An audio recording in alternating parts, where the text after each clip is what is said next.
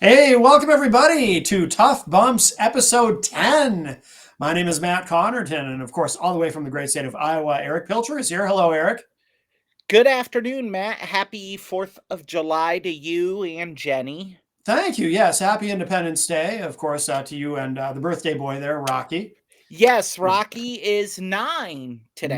He Nine, was nine. actually born on the 4th of July. Well, well, Um, very good. Very good. yeah, I have had him for 8 years and 1 month of his life. Oh, excellent.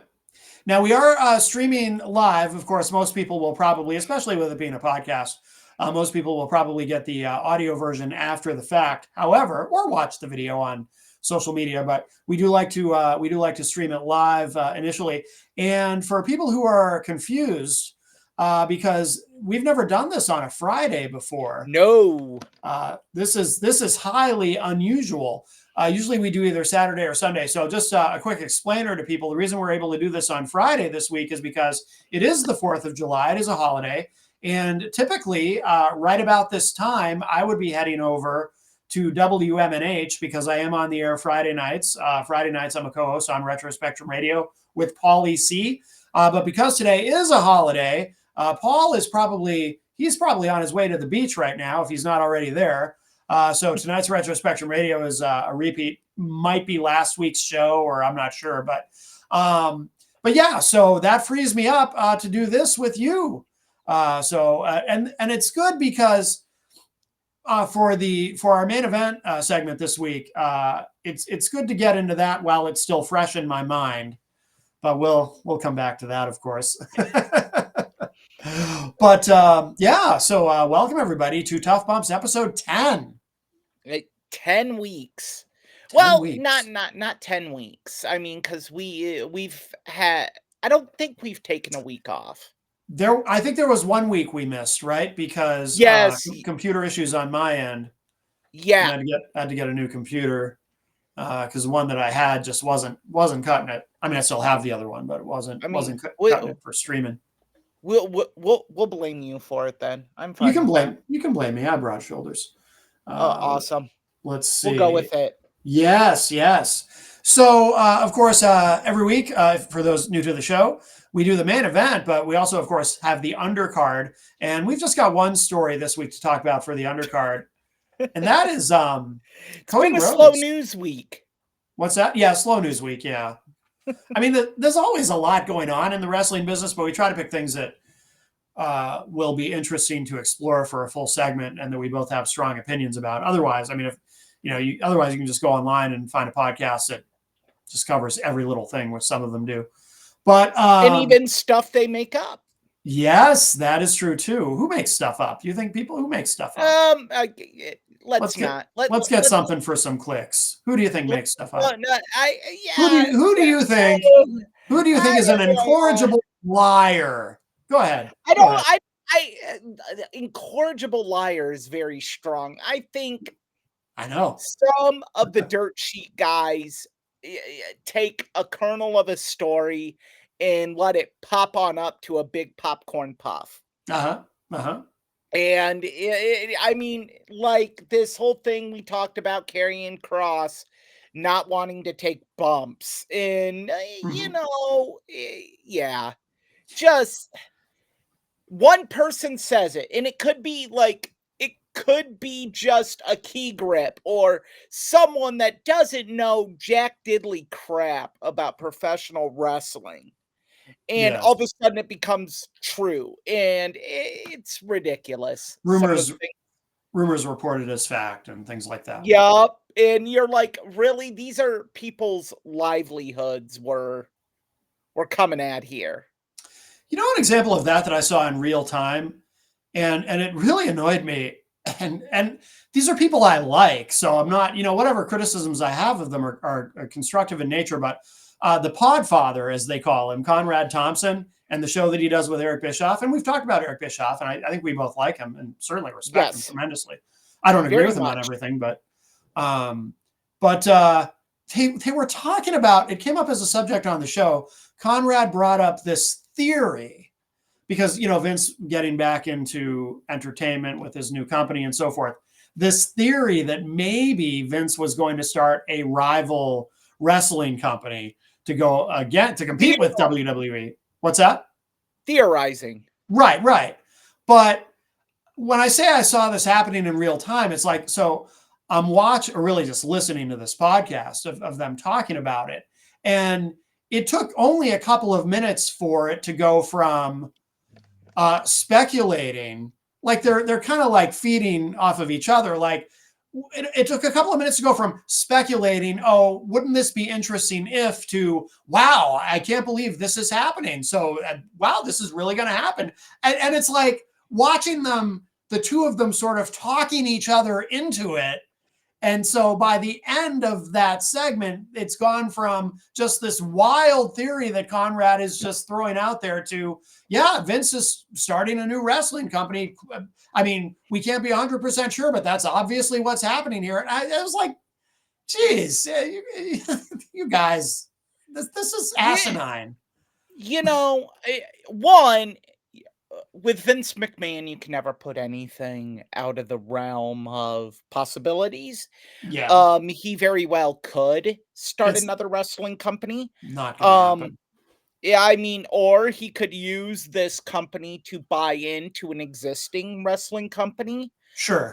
Possibly Impact or MLW would be the two that I would think of. I don't think NWA is an option No. for him. No. I think Billy Corgan is just satisfied he owns a wrestling company, and if it loses money, it loses money.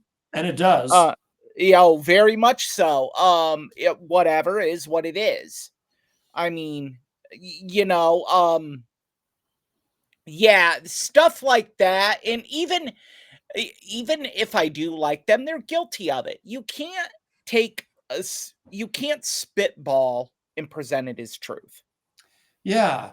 And like I said, it's like if you watch the segment, it's like they talk each other into, it's like they're doing this sort of not Vulcan, this Jedi mind trick, but it's like mutual, like they're talking each other into believing this wild theory, and then it spreads. And that's the most infuriating thing about it. So then, like, other podcasters are reporting, well, Eric Bischoff and Conrad Thompson revealed this Vince McMahon, this earth-shattering Vince McMahon news. It's like, oh my God, you guys, it's like a cancer. It just spreads.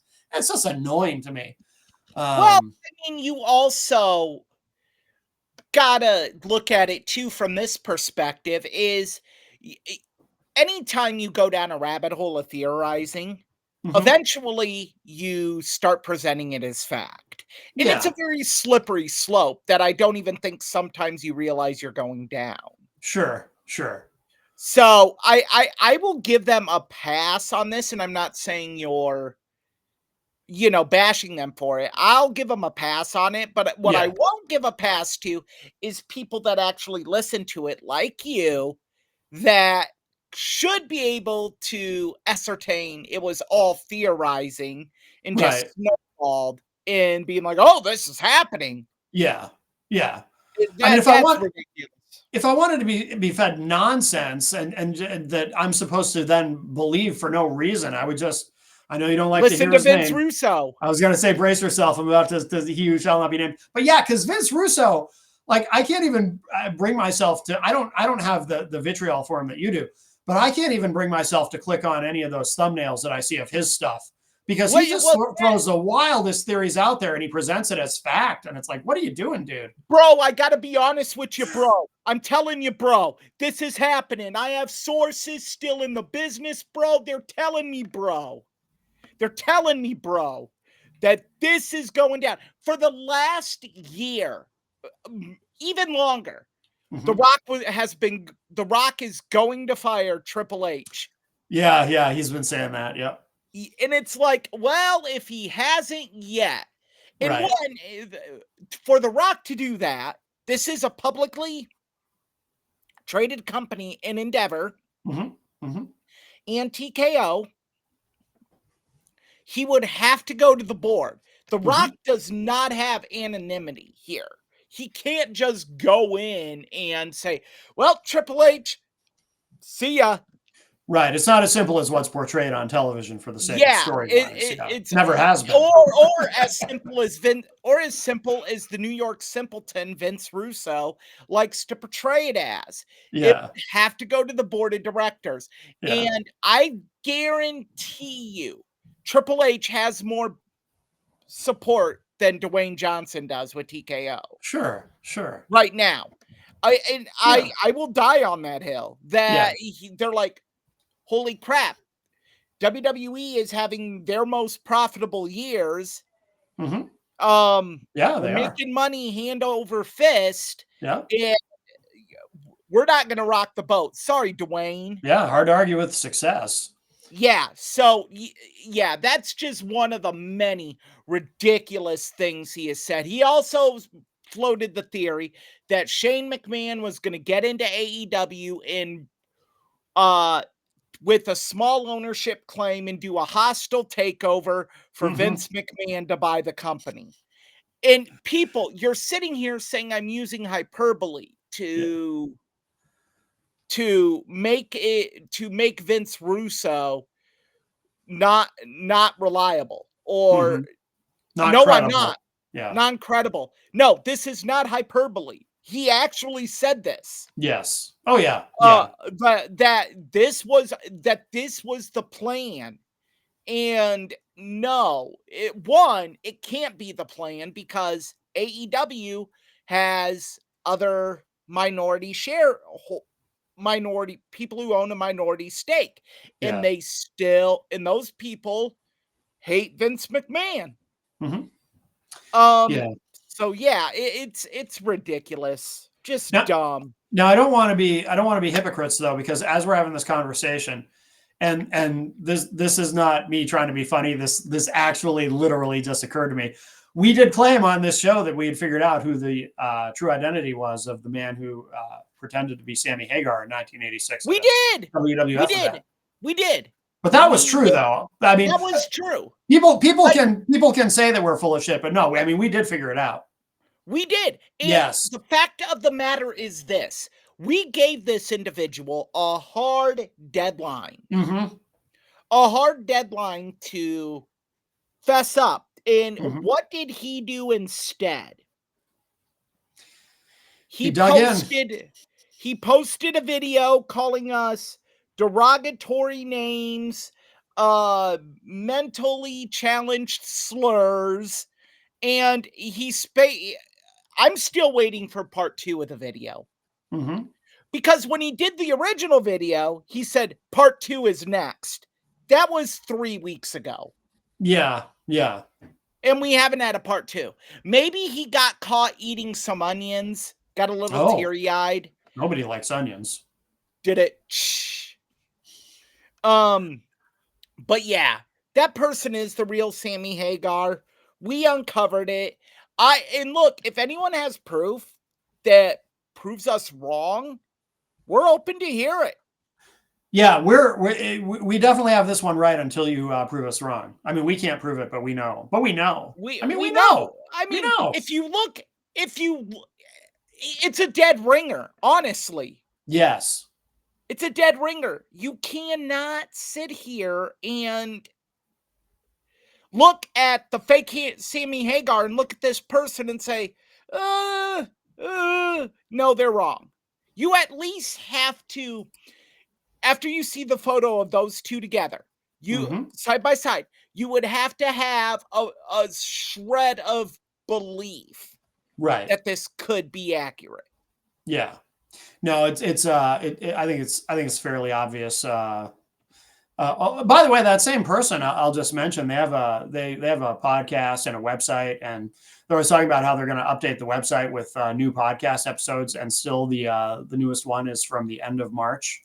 But apparently, there's some other dude who's supposed to upload more episodes, but he can't because he's getting married. So I guess you No, can't.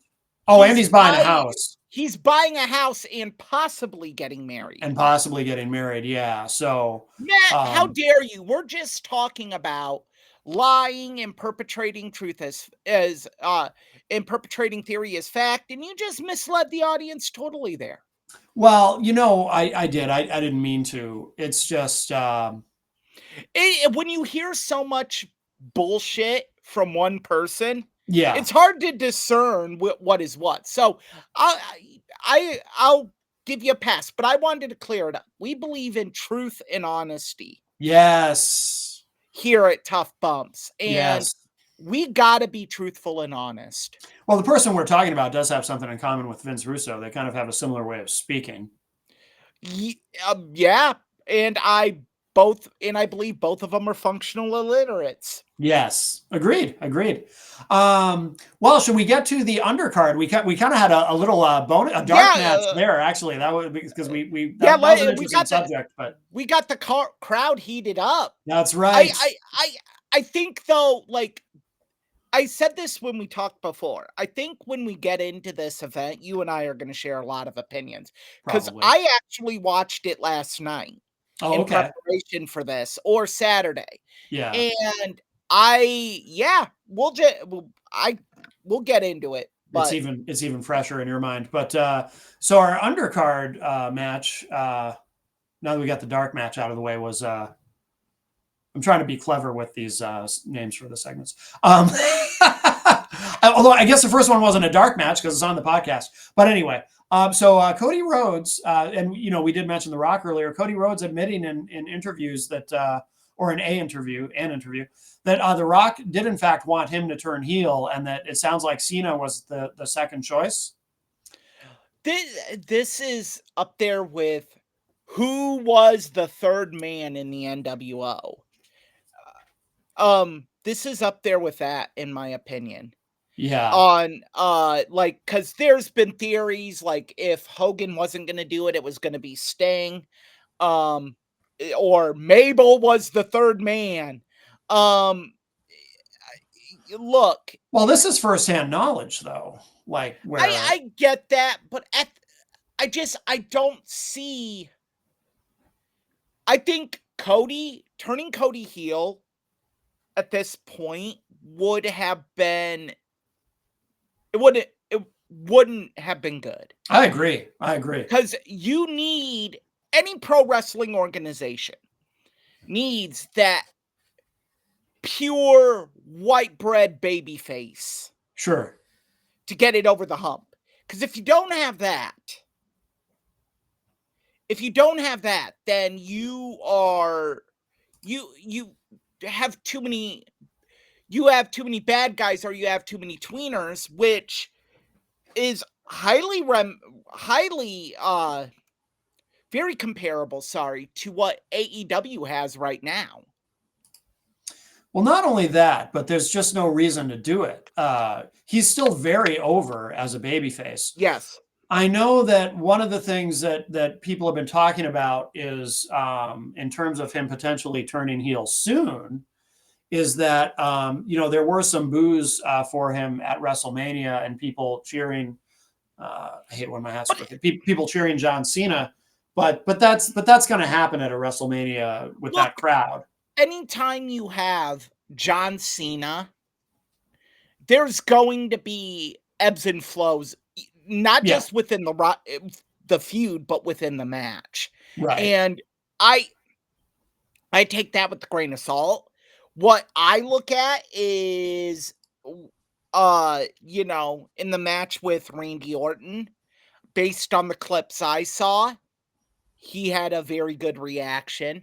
When he comes out for SmackDown, he has very good reactions. Now is not the time to. I don't think you can ever turn Cody Rhodes heel. That I disagree with you on. I think the time will come. But I just don't think it's yet. I think they've got to take their time with it. But I do think the time will come, because I think eventually the fans will just want, it'll be time to kind of freshen him up a little bit. And, they were very stubborn with that for many, many, many years with John Cena. And even with Roman Reigns for a long time, they were stubborn with it. And when they finally gave in and did it, it paid off large dividends. But I think eventually, just to freshen him up, and I think he's really good as a heel. I think he has heel potential. Here's why I say that, Mm-hmm. and why I feel that way. Who's John Cena's father?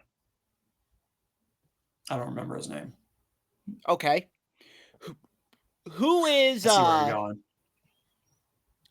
who is Hulk Hogan's father?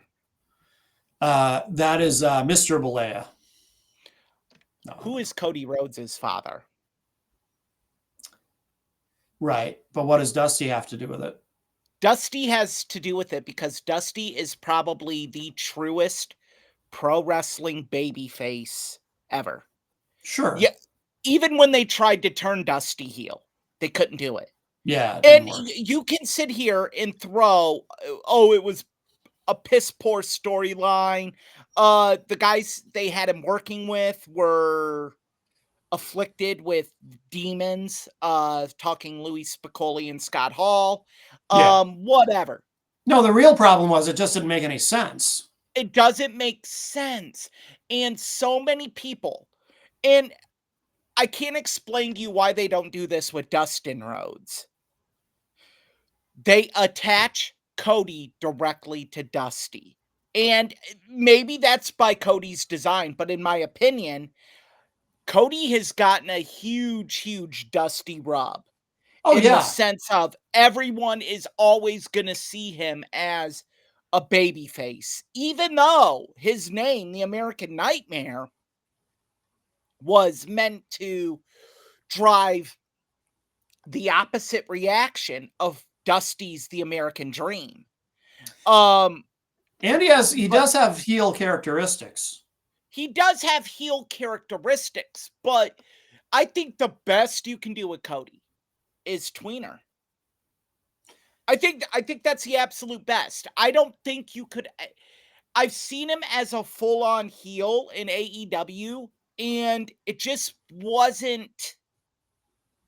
Well, no, he never turned in AEW. They wanted to turn him. I mean, they were booing him, but he resisted. Apparently, he didn't want to turn. They treated him like a heel at various points. Yeah. And maybe that's why it didn't work. And Yeah. even in, I mean, I would say when he turned on Kenny Omega in New Japan, like Yeah. See, well, that that's what was I an mean. attempt. That He was an can be a heel. attempt, but he still didn't get heel heat.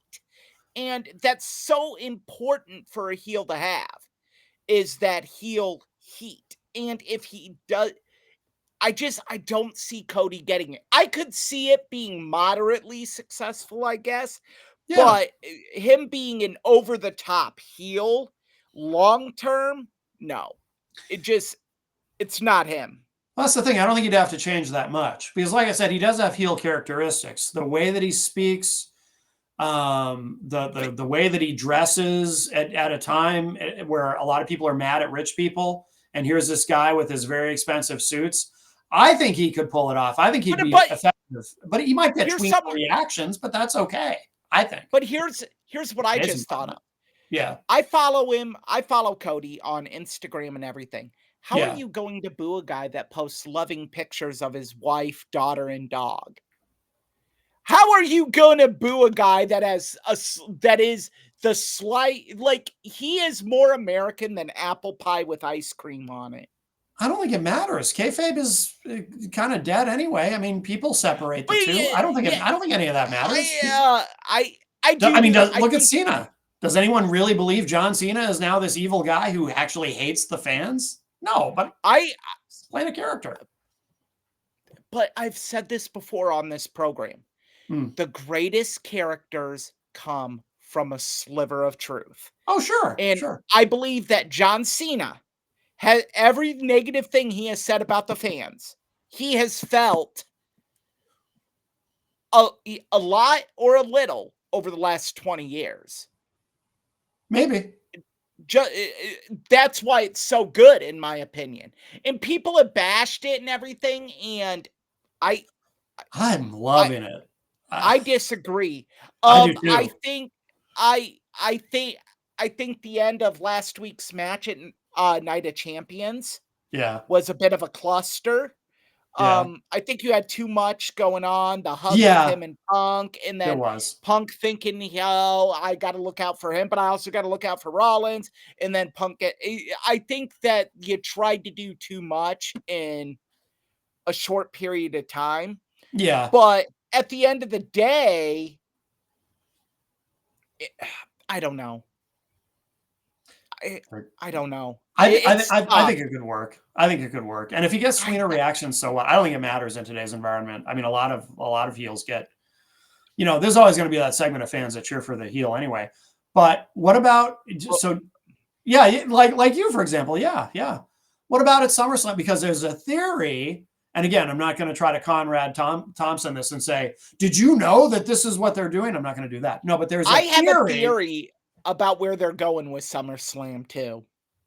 Well, the theory that some people have, and I assume this is not your theory because you don't seem to think they can do it, is that they're going to do a double turn at SummerSlam and Cena returns to being a babyface and Cody goes heel, and they figure out a way to work that. I don't think you don't think that's what it is. I don't think they can do a double turn with Cena at this point. You have to have him with a very strong tweener or heel in order for the double turn to work. And there has to be a build to the double turn. The best double turn in the history of the business was Bret Hart, Stone Cold Steve Austin. Yeah, absolutely. And there was a build to that. Yes. It doesn't have that momentum. But here's my SummerSlam theory. Okay. I think the road to SummerSlam begins next Saturday night. At Saturday night's main event? I think Gunther beats Goldberg in a very hard-fought, competitive match.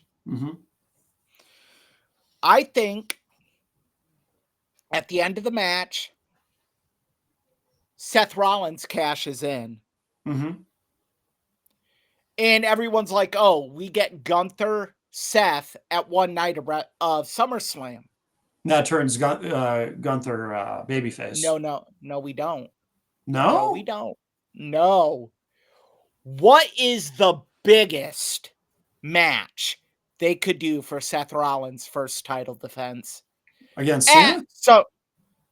No, at SummerSlam. Rollins, Punk. Oh, okay. I mean, you. Oh, I see. Okay, I see. I was confused. Sorry. Yeah, I get it now. Yeah. Then you build even more momentum with Gunther becoming this babyface because now he's chasing the title he lost. Yeah. Unscrupulously lost. Yeah. And you have him overcome this adversity. But you have Punk Rollins at SummerSlam. Okay, that's interesting. And then you do that night one. Then night two to end the spectacular, you have Road Cena. Okay. I think that I don't think you could do a stronger two main events. Because keep in mind, SummerSlam is 2 nights this year. Yeah, I forgot about that. So you need 2 strong main events. Yeah. And I don't think there's a better feud WWE has right now than Rollins Punk. Because it just entrenches almost every story on Raw. You can connect those guys to any rivalry because you have of the Bronson Reed effect, because of the Braun Breaker, Paul Heyman, all the ties these guys have. Sure. Okay. No, I like that. I think that is your money.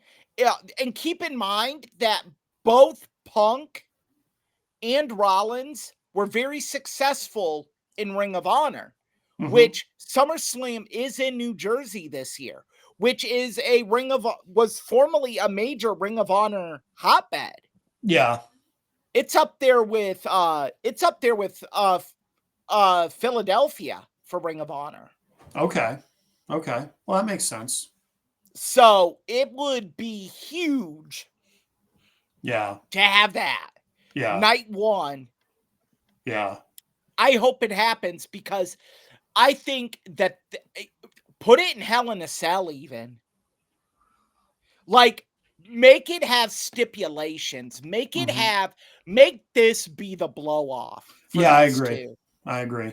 I mean, I hate seeing it end, but man, what a way to end it. For the title, for all the marbles, Punk Rollins, and either way you go, fans are going to be upset. Fans are going to be upset if you have Rollins go over, or fans are going to be upset if you have Punk go over. But either way, you're going to make one group very happy. Yeah. And at the end of the day, with any main event, that's the best you can hope for. And I guarantee you will get, if you give them, you say, you know what? 9:15 match starts, 10 o'clock, we're going home. You give them 30 to 45 minutes, you have a match of the year candidate. Yeah.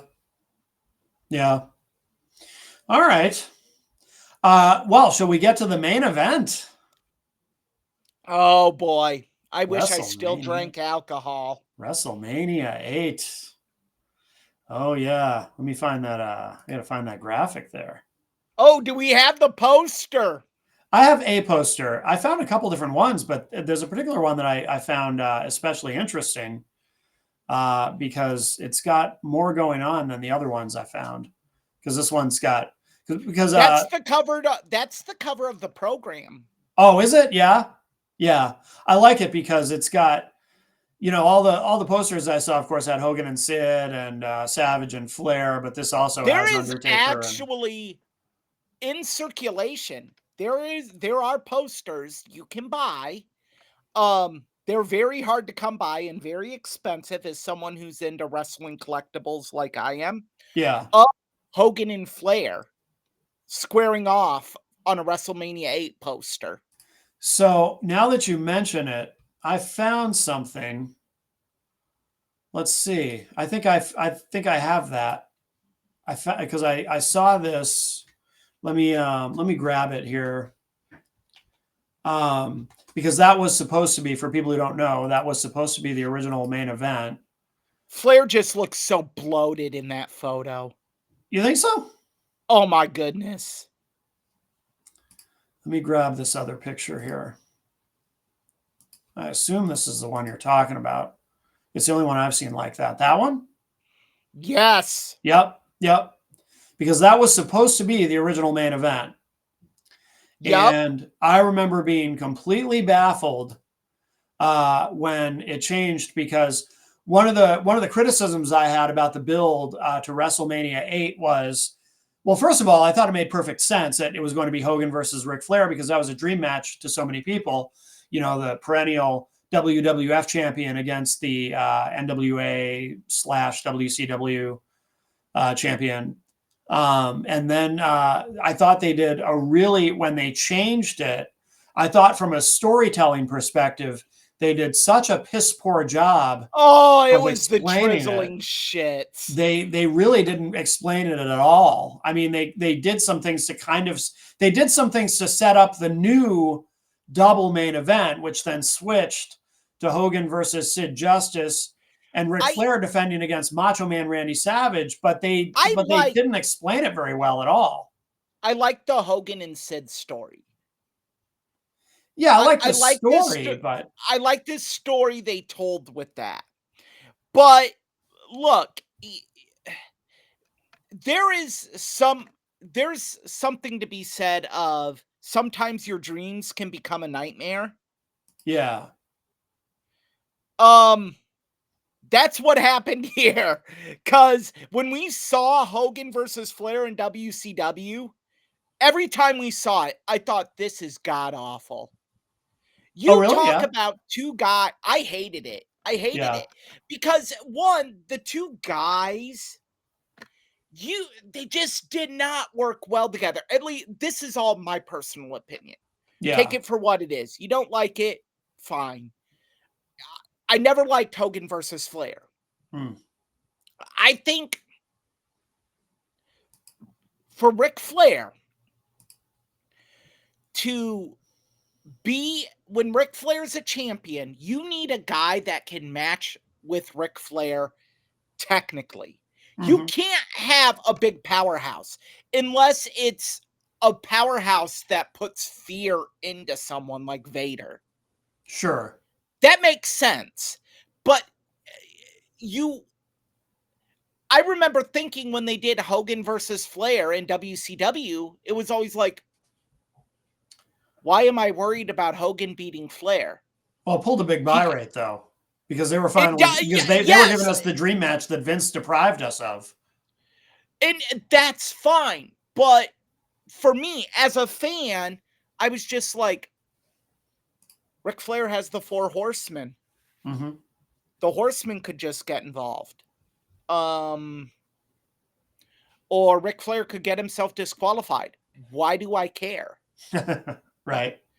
I mean, in that, and you look at that poster, people say when Hogan got to WCW, you could tell he was lacking a certain boost, but you can tell it in that photo too. Hogan wasn't the powerhouse anymore. He wasn't believable You're talking anymore. about this folder or the other one? Both of them. Oh, Look at him. He is a shell of what he was. Oh, Hogan is? Yeah. Yeah, he does look really thin there, doesn't he? Yeah. And that was a big selling point. And look, if you did this, Matt, people, the story, and it's been corroborated, so it's not a story, it's fact, is they tried it on the house show circuit and it did horribly. Tickets didn't sell for it. The fans that went shit on it. Yeah. And to me, if Vince McMahon could not have made this work, as much as I dislike Vince McMahon, Mm-hmm. at that point in time, he could make any storyline work. Mm-hmm. If Vince McMahon could not make those 2 guys work, who could? Right. Now so I like the pivot that they did, Hogan going to Sid, because that made sense. It did and it didn't. It didn't did. make sense. Well, it didn't make sense because I would have liked a promo from unless there's something I don't remember. I would have liked a promo from Hogan explaining why he was so angry with Sid that he was willing to give up his shot at the WWF title at WrestleMania. Sid turned on him on Saturday night's main event. But so what? So he turns on Hogan. So I mean, this is the perfect making chicken salad out of chicken shit. But shouldn't there have been a promo from Hogan explaining? Keep in mind, Hogan was busy filming. I think it wasn't No Holds Barred. Was it Mr. Nanny or it was something else? Suburban Commando? No, Suburban Commando was before Undertaker debuted, because remember, Hulk Hogan discovered The Undertaker. Yeah.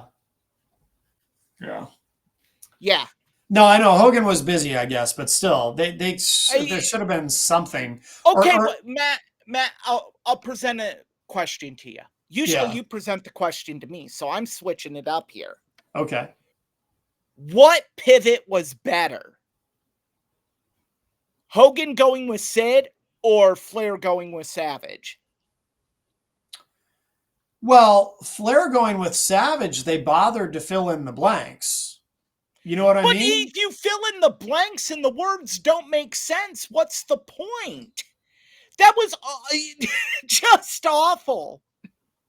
Yeah, but at least they tried. Like with Hogan versus Sid, it's like there was no effort. Like they do the turn, but Hogan. Well, the big caveat with this, and I remember because I actually went back and watched some YouTube clips as well. The big caveat with Hogan versus Sid wasn't Hogan versus Sid. It was Hulk Hogan's retirement match. It was supposed to be the end. Well, even that, though, they was very ambiguous. It was. What could be Hulk Hogan's final match? Like, Vince, really?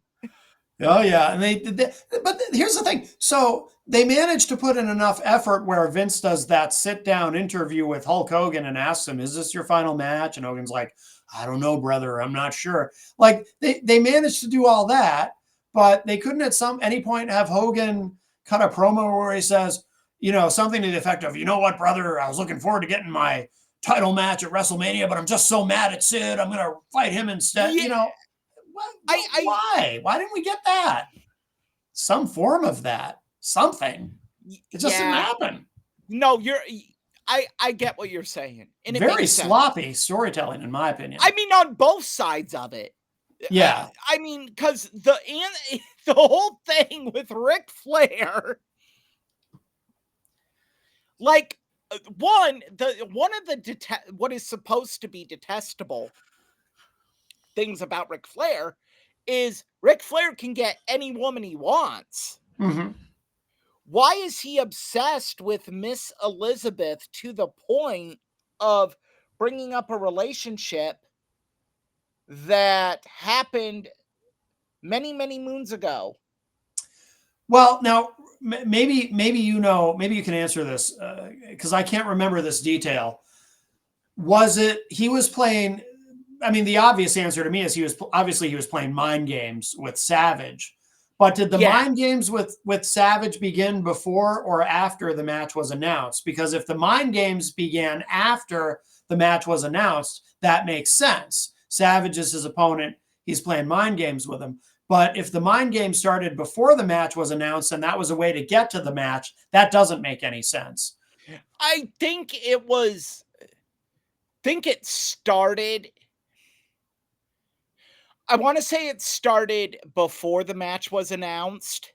Okay. Because they were starting to build. But even then it didn't make sense because Randy had been such an infrequent in-ring competitor. Yeah, he was kind of semi-retired at that point. You were really just kind of like, why does Ric Flair care? Yeah. Right. This card was snake bit from the beginning. Had some bright spots. We'll get into it, but had some bright spots. To me, it had one bright spot. Okay. I mean, it had two, and my second bright spot may shock you. Okay. I was thinking. Oh, God. I thought the opening match was amazing. I thought it was really good. Well, we can go through it. Why don't we? Do you want to do it that way? We'll go through. Yes, we can do that. I've got. Let's see. Oh, it does say, according to Wikipedia, for storyline purposes, Sid Justice lobbied to wrestle Hulk Hogan due to tensions starting between the two at that year's Royal Rumble. But yeah, we should have seen some sort of promo about it from Hogan, though. Oh, by the way, though, one thing. So that press conference that they did. Oh my God, that was awful. When they were originally going with Hogan versus when Hogan was going to be the challenger to Ric Flair, and they showed that they showed a part of that again during the pay-per-view. Yes.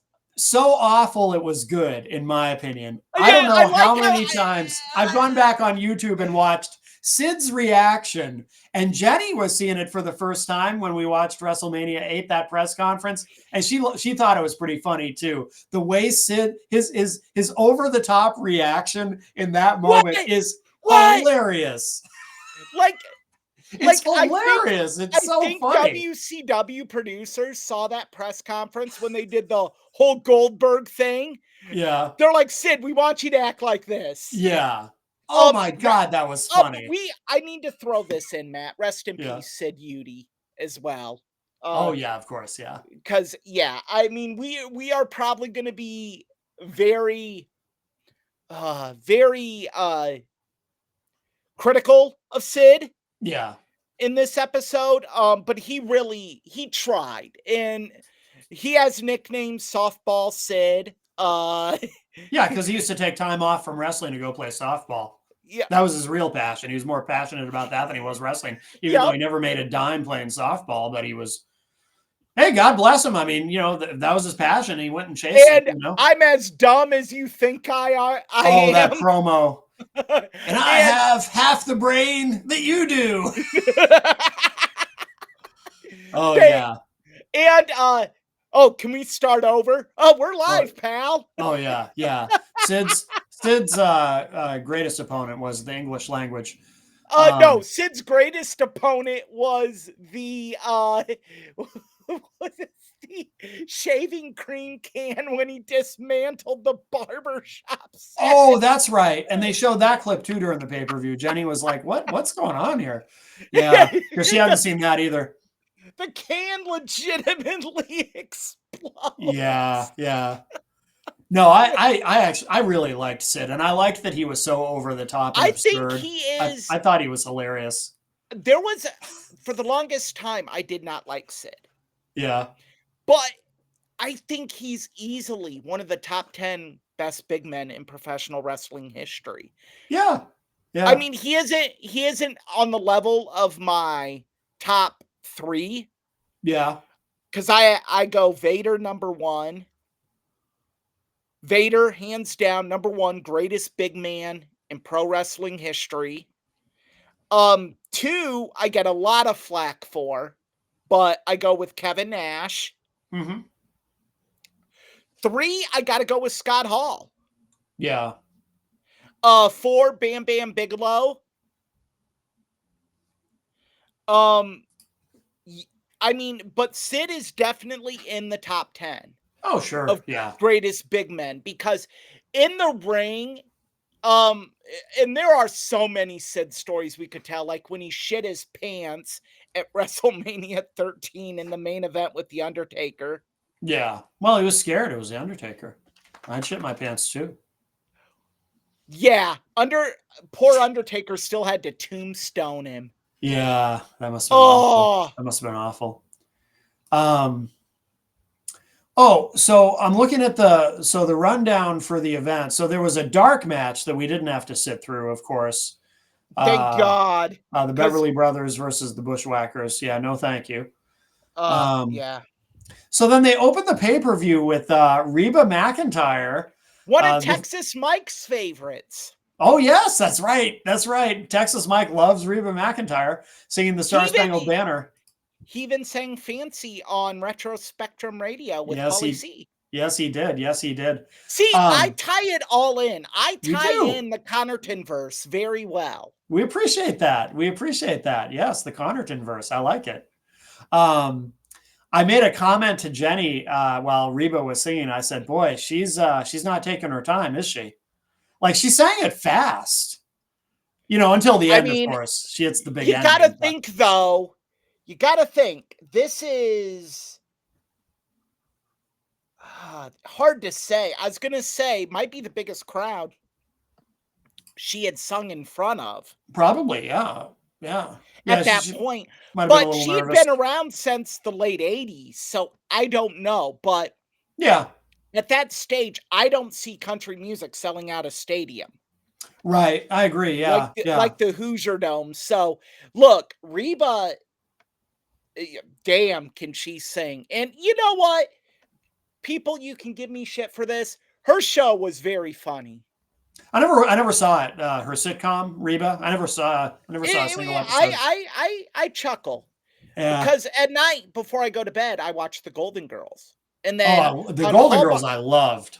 And then on the Hallmark Channel, Reba airs after the Golden Girls. So I'll wake up and my TV will still be on and Reba will be on. So yeah, I've never seen a single episode. It had a long run though. Didn't it run like 8 or 9 seasons? 5 years. Oh, 5 years? Yeah, I thought it was even longer. Okay.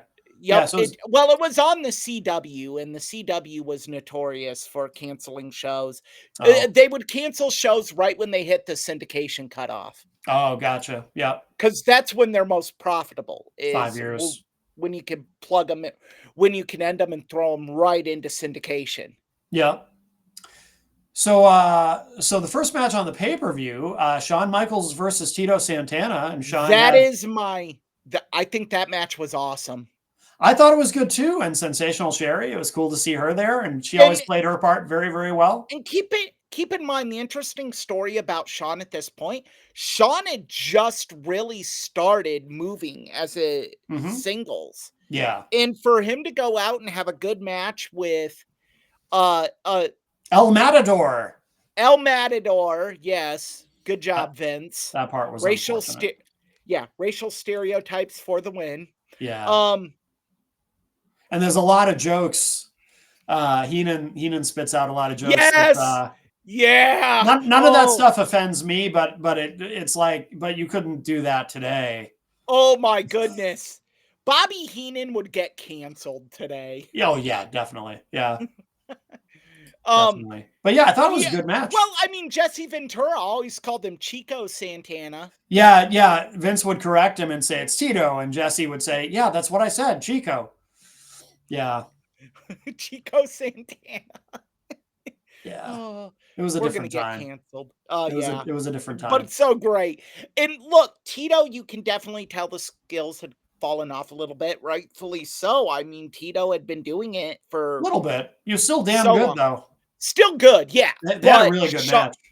Sean did a very good job in that match. And the ending, I thought both men deserved better than what the ending was.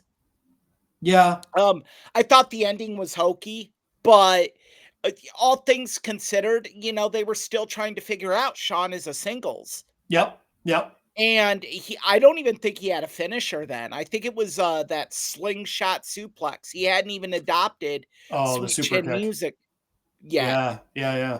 Yeah. So, yeah. yeah, I thought that was the one of the big one of the two bright spots of this card. So then after that, everything grinds to a screeching halt. Oh God, I hated this. Look, no disrespect to the Legion of Doom, Hawk and Animal, the Road Warriors, whatever name you want to use them for. Obviously, they use different names in different promotions. But that promo, they come out, they don't have a match. They come out for a promo with Paul Ellering, who had been their longtime manager, who is now back. I think this was the first time Ellering was with them in WWF. No. It wasn't?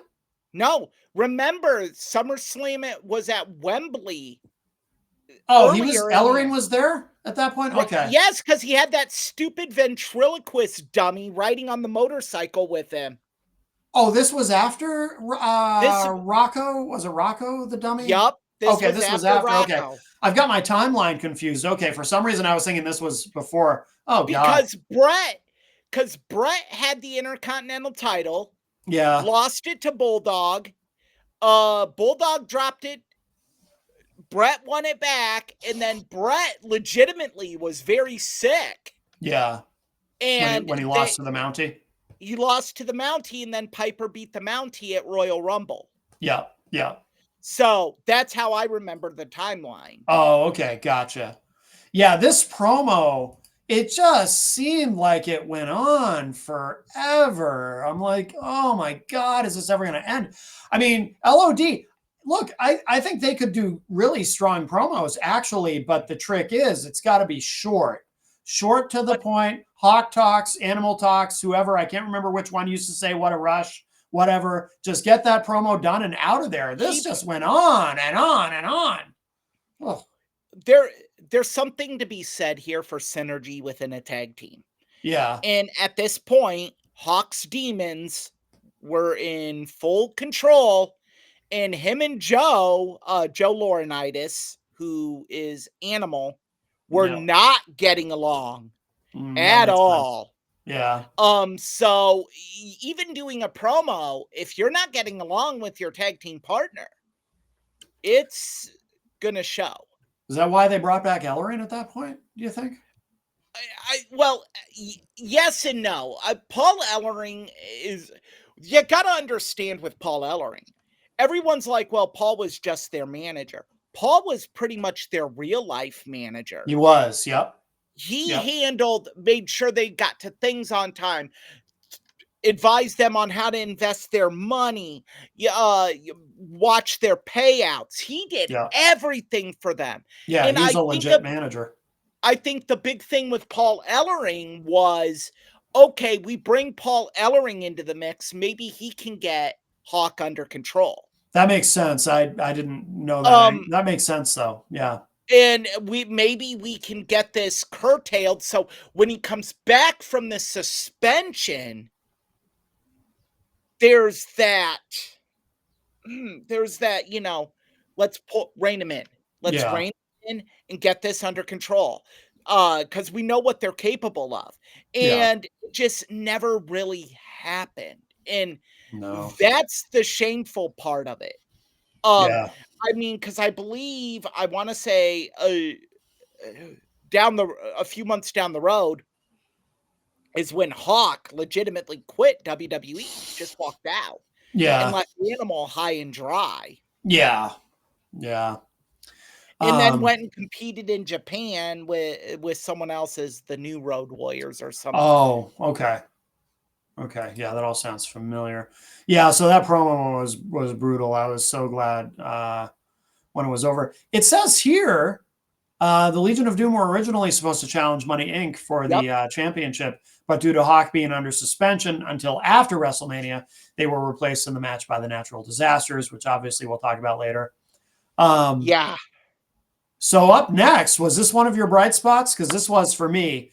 Jake No. Roberts versus The Undertaker. No, No, and you didn't it like has this? to do with the gross unprofessionalism of Jake the Snake Roberts.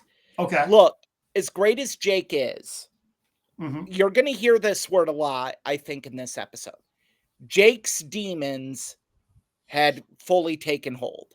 Yeah. And Jake had negotiated a deal with WCW, a deal that was going to be, unbeknownst to Jake, pulled from him when Bill Watts took over. Yep. Kip Fry negotiated it with Jake. Everything was done except dotting the I's and crossing the T's. Yeah. Jake was going to make millions. Yeah. Um, so in this match, obviously Undertaker's going over, Yeah. but Jake changed it and had Taker give him the tombstone outside the ring. And Oh, then that was Jake's. That's what he wanted. yes, I he didn't know called that. that in the ring.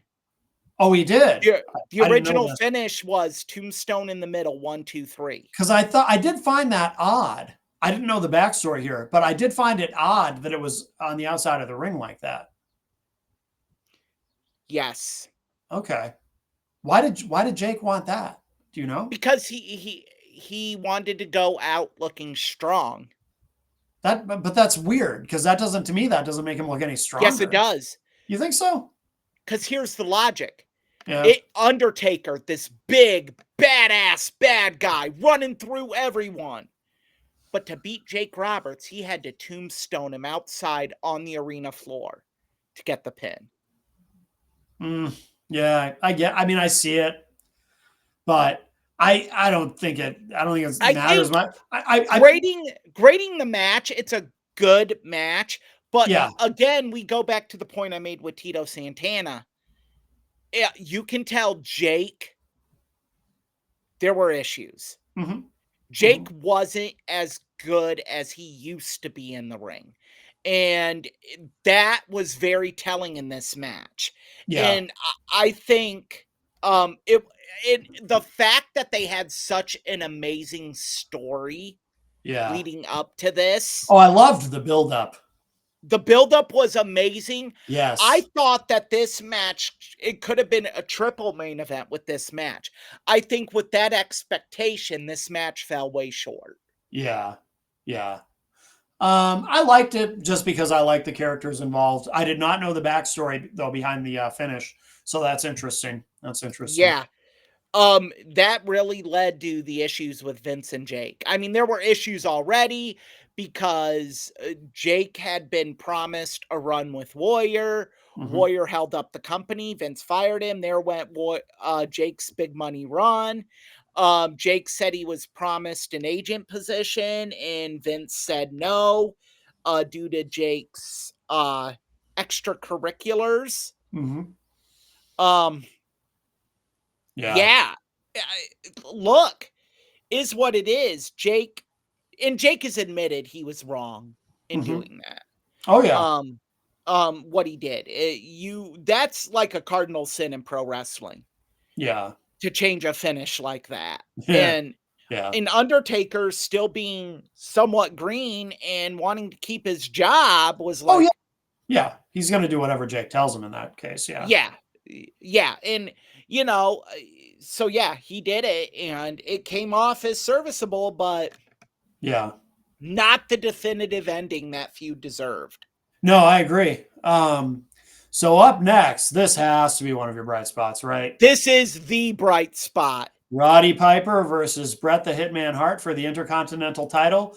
I remember all those years ago, and I feel the same way about it now. I loved everything about this. I loved everything about the build up to it. I loved everything about the match itself. I loved everything about it. It was so, so, so good. This is Bret becoming a main event guy. Yes, I agree. This is when I think the light in WWF's head, the light bulb went off. Yeah. Yeah. We have something with Bret Hart.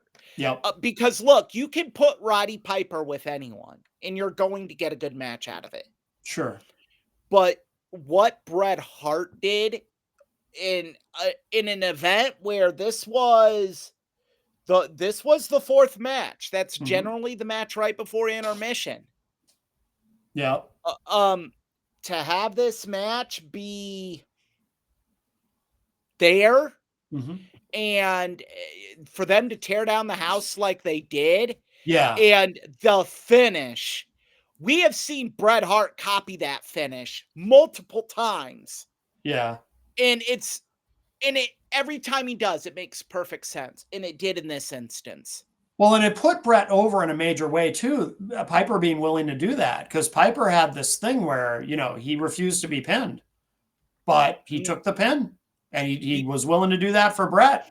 And it was fantastic. And Piper didn't look any worse for it because, ultimately what matters to us as we look at these things, it's not who won or lost. It's how entertaining was it? How good was the match itself?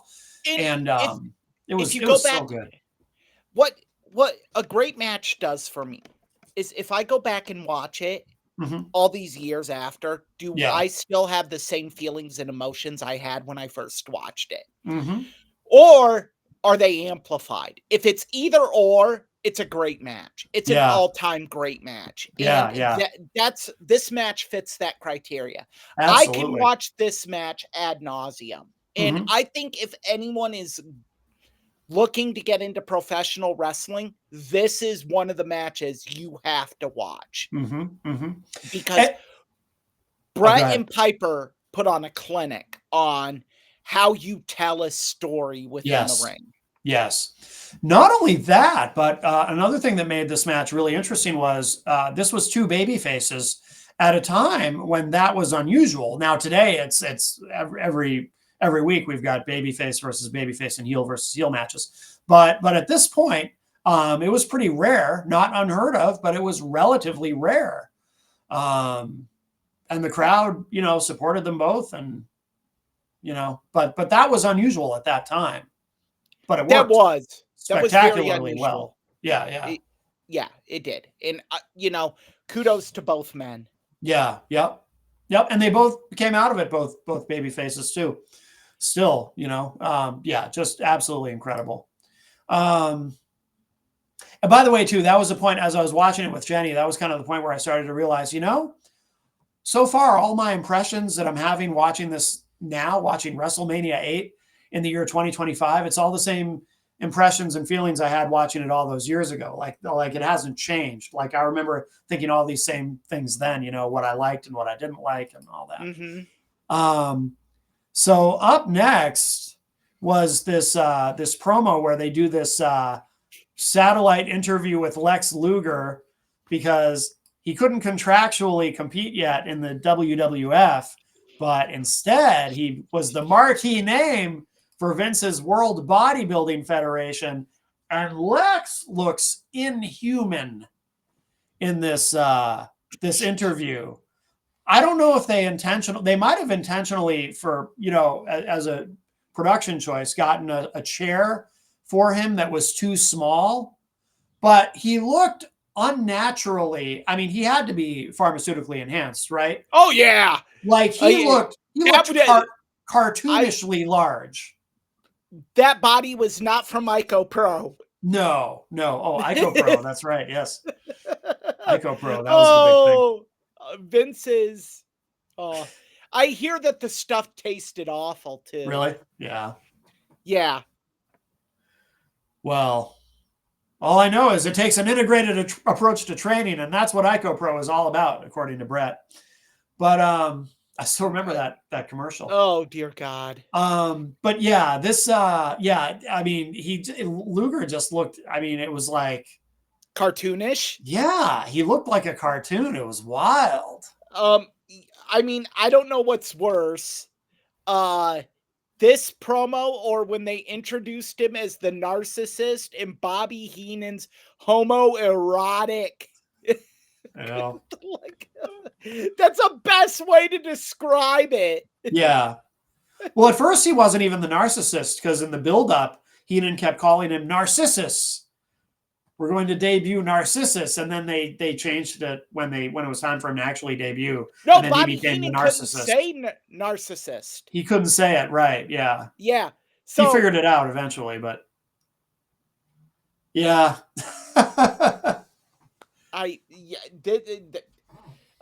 World pretty rough. Bodybuilding Federation. Yeah. I remember I bought the first issue of their magazine. Oh, you did? Yeah. Yeah. Yeah. Do you still have it? No. Okay. No. I was like 8, Matt. Yeah. No, I don't know. Some people still have stuff from when they were I wish very I young. would have kept it because I guarantee you, like, I could probably, if I did find a collector that would just go gaga over it. Oh yeah, no doubt, no doubt. I mean, the World Bodybuilding Federation clothing sells for like $100 for a t-shirt. And those cut off sweatshirts they would wear sell for like $200. Oh, wow. So next up was the 8-man tag.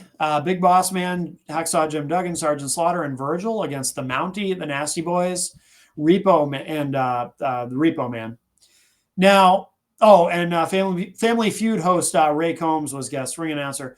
Now, I have a confession to make, Eric. When this match was about to start, I said to Jenny, do you want to just skip this one? I couldn't do it. Let's do it. I didn't have the fortitude. No, and it's not like I hate everybody who was in the match or anything. No good is going to come from us talking about this match. It was bad. Yeah. Just the names listed. I did not. I laid there and watched it and like, you know what? This works well after intermission because no person in that crowd is going to be like, I'm sad I missed this. No. And look, no disrespect to Ray Traylor. Loved the Big Boss Man. Not so much what he did in the ring, but I just loved the character. Same with the Mountie, by the way. I thought the Mountie was hilarious. I loved the Mountie. I thought he was very funny, but no way in hell was I sitting through this match. You want just horrible cartoonish gimmicks. That's what this match was. Yeah. I mean, they let Virgil be in the ring and actually try to throw some holds. That should tell you where we were at. Oh, they let Virgil even get the pin. He pinned Brian Knobbs. Like I don't know that because I remember because I didn't watch it. I'm seeing it here on online. That was the finish. Yeah, I guess that was the beginning of Virgil's big push, huh? Lonely Virgil. Well, now he's dead. Rest in peace. Meat sauce. Virgil always talked about getting heavy meat sauce. Oh, at Olive Garden, right? Yes. Yeah, that's right. That's right. That was this thing. And showing up at wrestling cons uninvited and unbooked to sell autographs. Yep. Lonely Virgil. Let's see. So next, now this was a bright spot for me. Ric Flair with Mr. Perfect defending against Macho Man Randy Savage. Loved it. I think it was a good match. And I think the horrible story they had in the lead up to this really hurt the match. You think so? Yeah. And I don't like the ending. No, why? Because it makes Macho Man, it makes it look as if he was lucky to win. Because he held the tights. See, I mean, he did He held the technically cheat. tights, he did Yeah. the roll up, and it Yeah. was like, and Rick got a large part of the offense in that match. Yeah, he did. And so I think it just is flawed storytelling. Sure. But I think it was a very good match. I think these two had better matches in WCW. I do too. And they wrestled Then each other a lot in WCW, yes, actually. Yeah. I think that this match is shockingly as good as it is probably the worst match they would have. Yeah, you're probably right. Probably right. But no, go ahead. I think the I think the saving grace of this match was the after-match promo with Ric Flair. Oh, yeah. Covered in blood, just looking deranged. With his blonde hair. The contrast of the blood with his blonde hair is quite a visual. Yeah. And the fact that he got fined for blading was totally worth it. It just made it so much better. And you knew Ric Flair was going to get the title back. Right, right. And it did happen down the road. And then it set the stage for Bret to beat Flair. Yep. So, but yeah, I loved it. And I loved Macho Man's promo afterward. Of course, Macho Man Randy Savage is my all-time favorite. So I'm going to be a little biased anyway. But no, I loved. Oh, and by the way, Jenny had a visceral reaction to the finish. She was really into this one. She's like, yes, when Macho Man won. She was very happy. So, because she'd never seen it before. Yeah, I think when if you watch it for the first time, that's a very good point, Matt. Yeah. You watch it for the first time, you love it. Yeah. But as you watch it repeatedly and you see what they did in WCW, the stories they told, the matches they had, you're like, yeah, what a shit finish. Yeah. The best was yet to come, but in another promotion. Yeah. Yeah. Both of them deserve better than that finish. Yeah.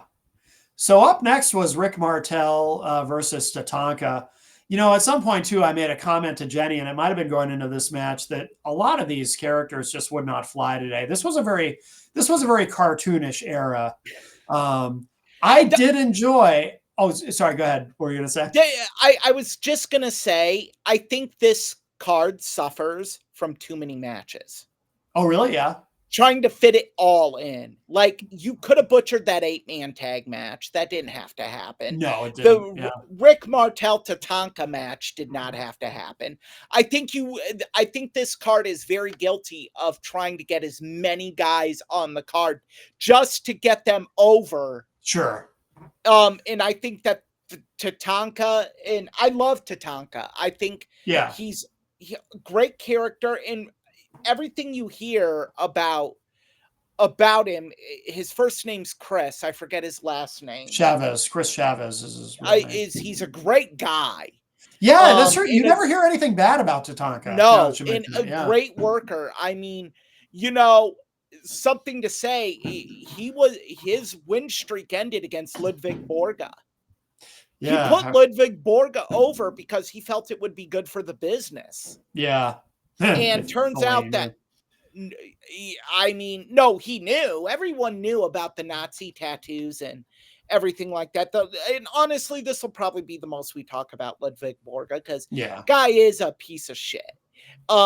If you have Nazi tattoos on your body, and we're in the late 90s, early 2000s, and you still believe in Nazi beliefs, you're a scumbag and you're just stupid.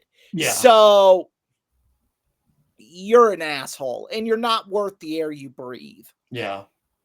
No, but I was like Tatanka, but I also liked, and again, are you going to say you like the model Rick Martel? Because for the same reason I liked the Mountie. It was so goofy, but he committed to the character so hard that's why I love it. I just thought it was funny as hell. I thought it was funny. And I think you look at everything Rick Martel, sorry to cut you off, man. No, that's okay. You look at everything Rick Martel has achieved. Yeah.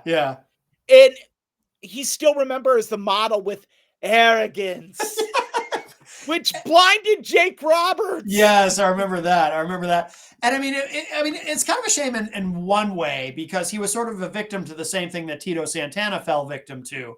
Here was this guy who was already well established, totally over, had this great career, and now he was given this goofy gimmick. But in the case of Rick Martel, like I said, made it work. Yeah, he committed, and he clearly, it was obvious that he didn't mind. He was having fun. He was having a lot of fun playing that character.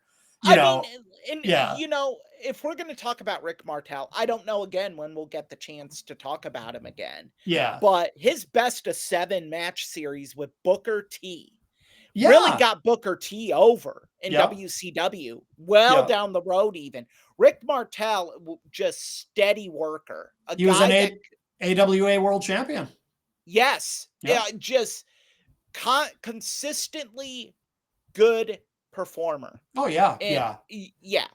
Just A+, Rick Martel. Yeah, I loved everything about that kid. It's even the the button, and he was wearing it at the pay-per-view. Yes, button says, I'm a model. Yes, I am a model. It's just everything, and the atomizer, and he's spraying it. Oh, it's just so good. The sweater, the tied off sweater across the neck. Yeah, just everything about that you would associate 80s egomania with. Yeah, Rick Martel exuded.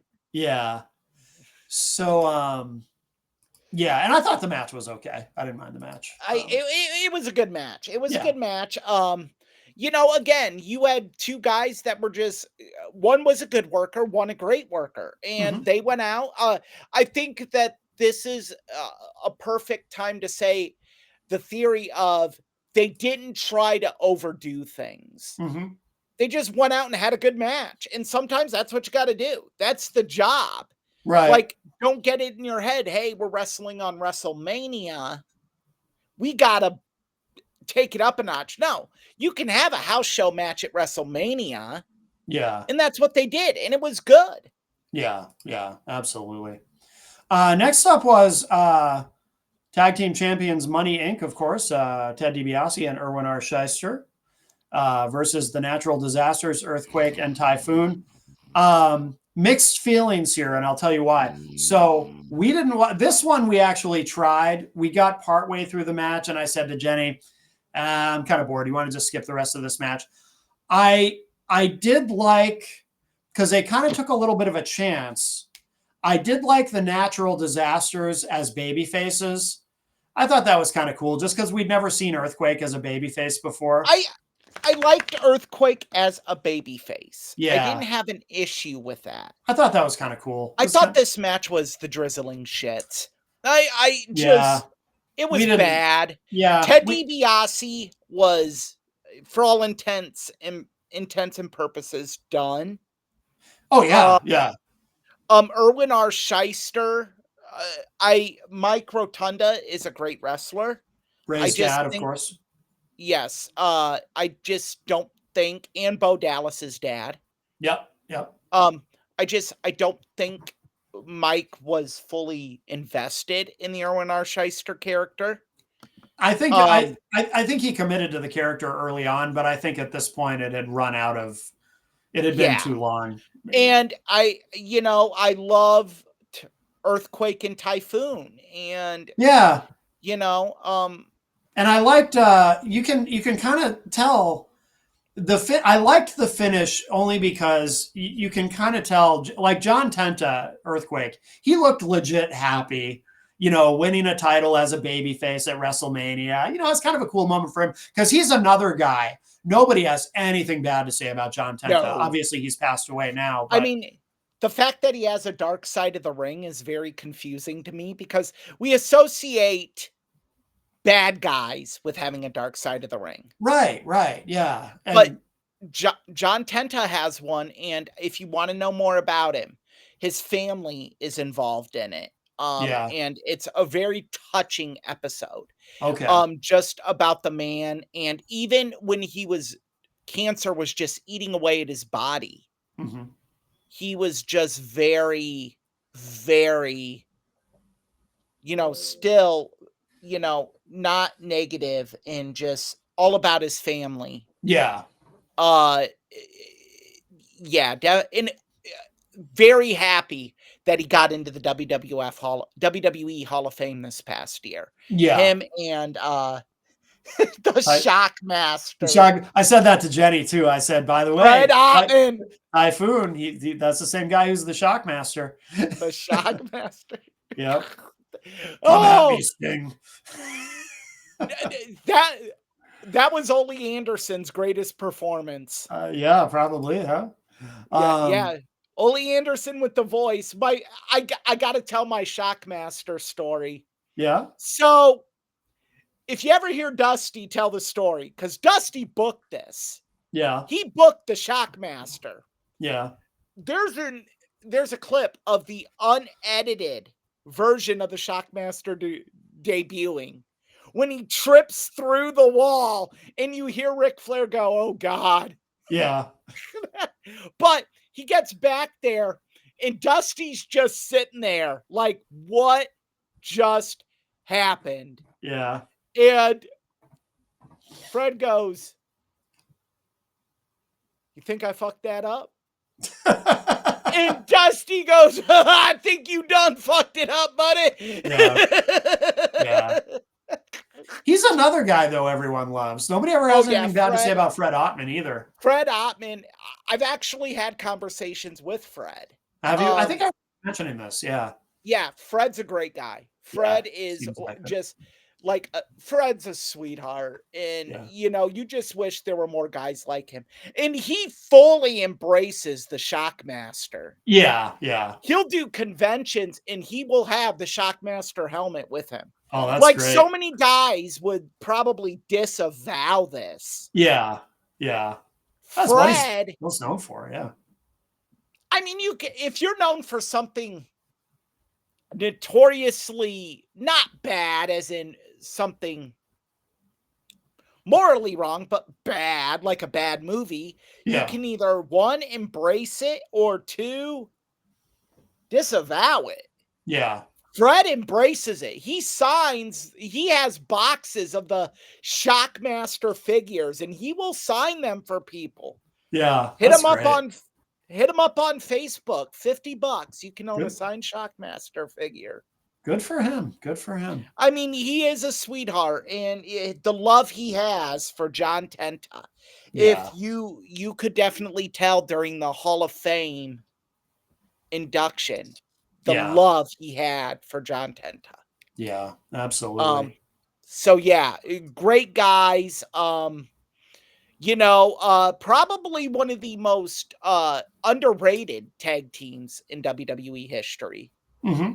Yeah. Because they were 2-time tag champions.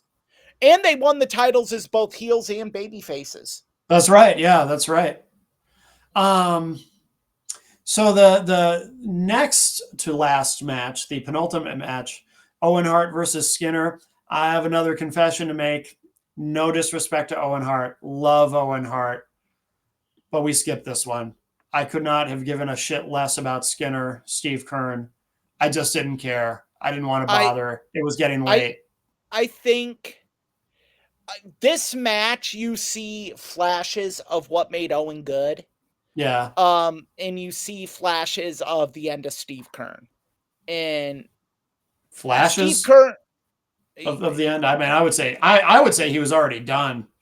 Yeah, Skinner was an awful gimmick. Oh yeah. I mean, it's not Waylon Mercy level bad, but it's up there. Yeah, I actually liked Waylon Mercy. But Waylon Mercy is the precursor to Bray Wyatt. Yeah. I like Waylon Mercy. I saw potential in that, I don't think Dan Spivey was given a fair shake with that. I agree. I think if you would have put him with a really good baby face, if you would have put him in a run with Bret Hart, man, it would have been good.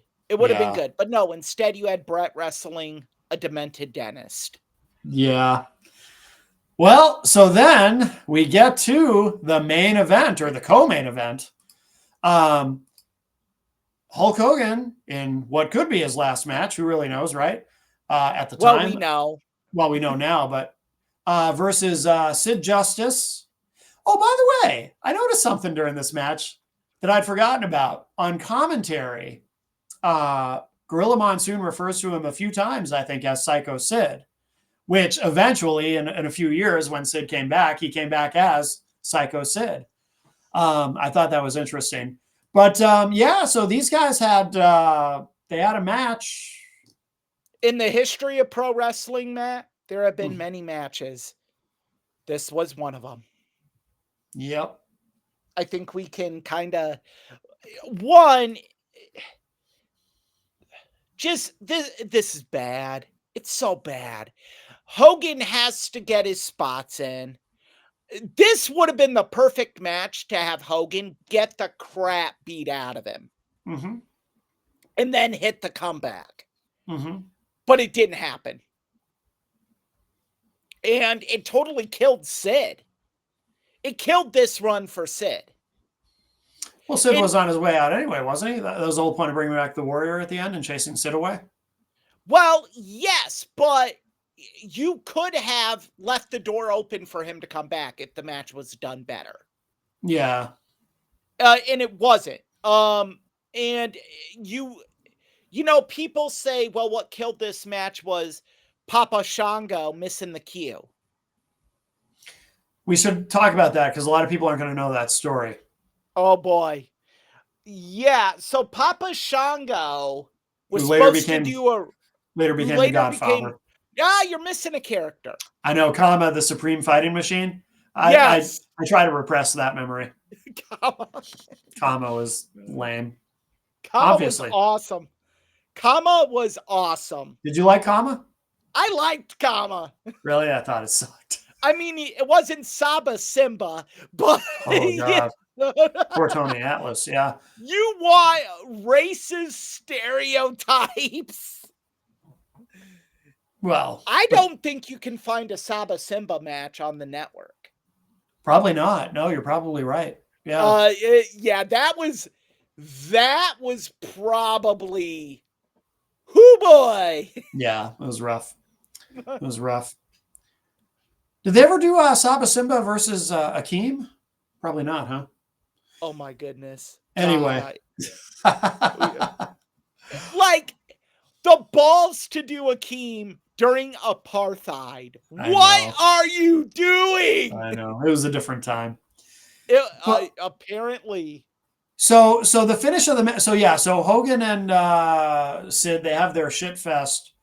And then it's time for the finish. And so I've heard a couple variations of this story. So Papa Shango comes running out of inexplicably.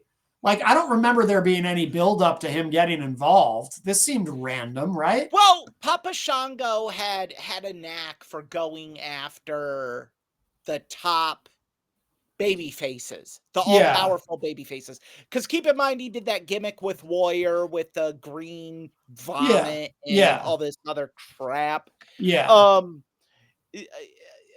But so it made sense in that regard, and I think Harvey Whippleman was his manager.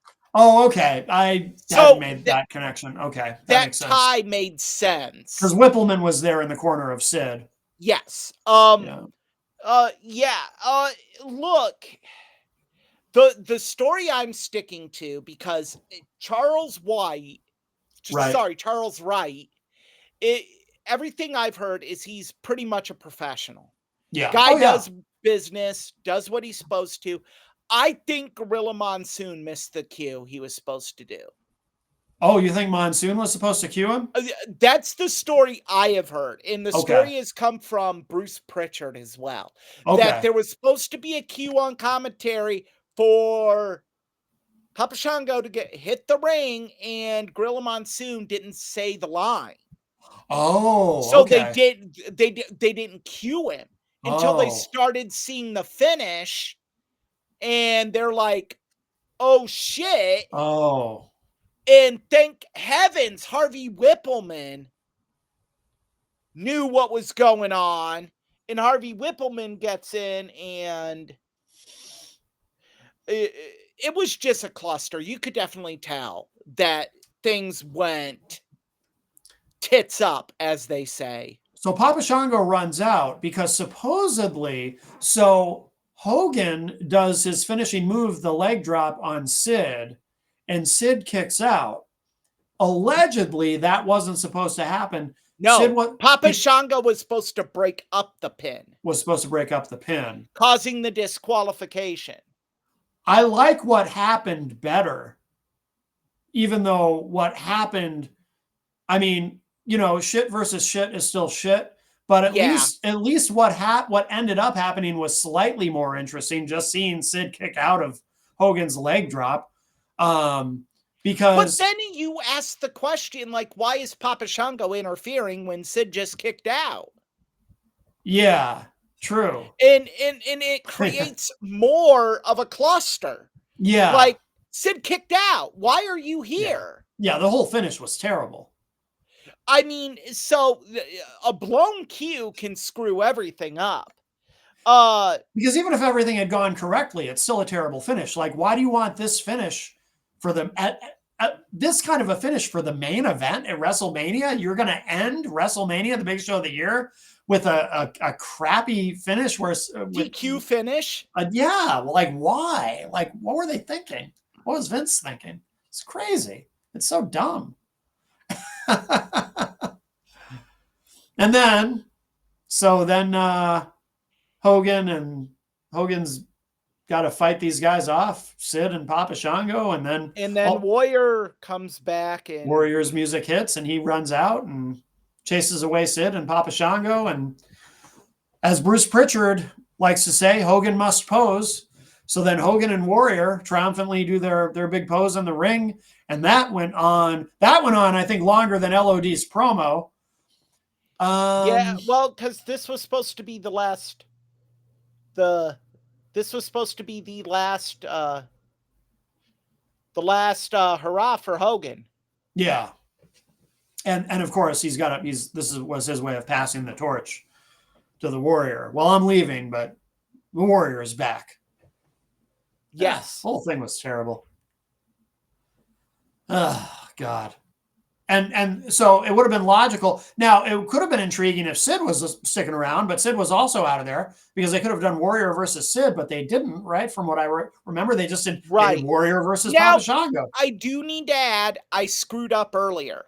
Okay. You were right with the Road Warrior timeline. I was wrong. Oh, okay. SummerSlam at Wembley was the next event. It was after this WrestleMania. Okay. Yeah, because I thought Rocco was closer to Attitude Era when they brought in Rocco the Puppet. Yeah. SummerSlam was next. Okay. Because you had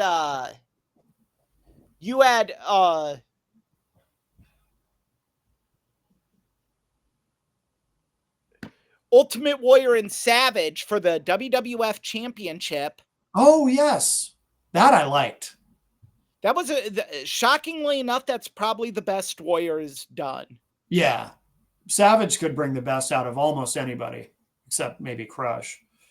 But well, there was nothing to be brought out of Crush, I guess was the problem. But yeah, I liked that whole thing. But yeah, this was the way they ended WrestleMania. This was terrible. I mean, to me, this was on the same level as I get the numbers mixed up. When Hogan wins the title from Yokozuna after Brett. WrestleMania 9, that was the next year. Oh, that was the next year, yeah. I wonder if that influenced, I wonder if Vince at the end of WrestleMania 8 said, okay, we can do a crappy, lame finish and the fans they're still going to cheer just because it's Hogan. So I guess we can get away with that next year too. No. No, I know. The dynamics were very different. I don't even want to get into WrestleMania 9 because no, I know. Oh boy. I know. But yeah, I think this card was overbooked. And you had too many matches. You had too many guys on the card that didn't deserve to be on the card or shouldn't have been on the card. And it overshadowed what was some very good matches. But the missteps are so big that It Yeah. really hurts this card. Yeah. Yeah. Yeah. The missteps kill it. Yeah. The Jake the Snake Roberts finish, the missed cue, the 8-man tag, the Road Warriors promo, Lex Luger's promo, just so many things went bad that Mhm. and then the main event. One, WrestleMania should always end with the title.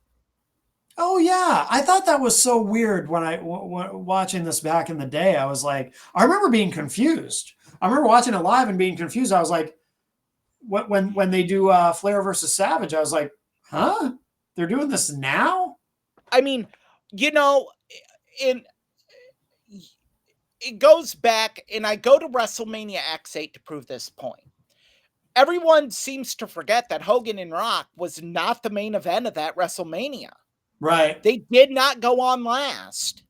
You That's right. remember that you remember that match the most. Yes. And that proves you can have Brett and Roddy prove that on this Mhm. WrestleMania. You can have a very memorable match, one of the greatest matches of all time, and be on the third or fourth match or Oh fifth yeah. match. They stole the show. Yeah. You can steal the show. Randy Savage, Ricky Steamboat at I was WrestleMania 3 I was just thinking proved about that. that. Yep. That's the match everyone talks about from WrestleMania You 3. Yep. you and people, it almost overtakes Andre Hogan. Oh, I think it does. I mean, I don't think I Andre mean, I Hogan think as was time has went on, it does, but I think at yeah. that moment it didn't. Mm, But look, so yeah, I think that this card was horribly misbooked. yeah. I think me personally, I think if you weren't going to do Hogan versus Flair, you don't put Hogan on the card At all? Really? at all. Mm. You don't put him on the card because you set up for something like this. You have two guys that don't care in the main event. Yeah. Hogan's taking a break or retiring. Sid's 1 foot out the door. Yeah. Yeah. Jesus Christ, what do Yeah. you expect? Yeah. It's awful. I mean, and you take this great championship win and you bury it. Yeah. In the middle of the show. In the middle And of the you're show. like, okay, so a DQ finish is more important than your title? Yeah. Just bizarre. But this card is memorable for the fact that it jump-started Bret Hart's main event run.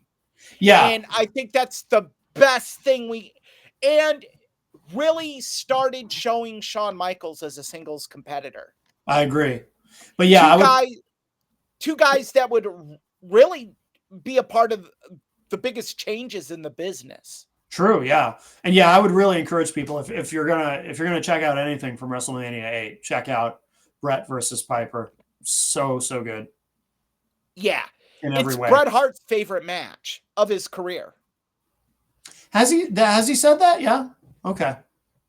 Yes, he has. Because I know he also speaks highly of well, of course, the first match to ever be in the Hall of Fame, Bret versus Austin. He still says that Piper, because that was him being solidified. Yeah, as a that main makes eventer. sense. That makes sense. That was him becoming a single star.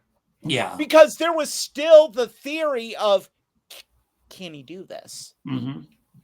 Can he carry the ball? Yeah. He was the Intercontinental Champion. And yeah, we had him beat Mr. Perfect at SummerSlam. And yeah, it was always but. Mm-hmm. And I think this got rid of the but. It was, okay, we can do something with this guy. Yeah. No, I think you're right. I think that this was the fitting end of Hulkamania in WWF. Should have been. It was. It was, because even when he came back, the fans still poo-pooed on it. Yeah, true. I mean, so, yeah. No, I I think you're mean, right, actually. you No, the can more I sit think about it. here and say, well, they still cheered and okay, but the whole point of them putting the title on Hogan, depending on who you believe at WrestleMania 9, was they were going to do this big international tour Yeah, and that's this what Bruce says. Yeah. and they wanted to draw and it's didn't draw any better than it would have with Brett. As a matter of fact, in some cities it undersold. Yeah. So, this was I think the beginning of the end of Hulkamania. Yeah. This is when the Hulkamania Titanic hit the iceberg. Well, also the steroid scandal was happening, right? So, You can definitely tell a change in him. yeah, he was significantly smaller. Yeah, and, Yep. steroid scandal, I think, WWF, this was the start of the changing of the guard, you know, going from the big mammoth guys to the smaller guys that were very technically sound. And I think that there was some apprehension about that. That's why I just thought of this. That's why I would say you didn't have Savage Flair in the main event Hmm. because there's apprehension about these two everymen, I guess you could call them, being Yeah. your men of your biggest card. Yeah. Hmm. Well, all right. So I think we've exhausted that WrestleMania 8. Should we talk about next week? A, a double header. We have 2 weeks planned. Yes, actually, yes. But they relate to each Yes. other, of course. Next week we will look at the very first All In from not from AEW, Right. a independent show booked and produced by Ring of Honor. And I have some very interesting stories because I was in Chicago the day All In was announced. Oh, okay. The day tickets went on sale, I was in Chicago. Oh, okay.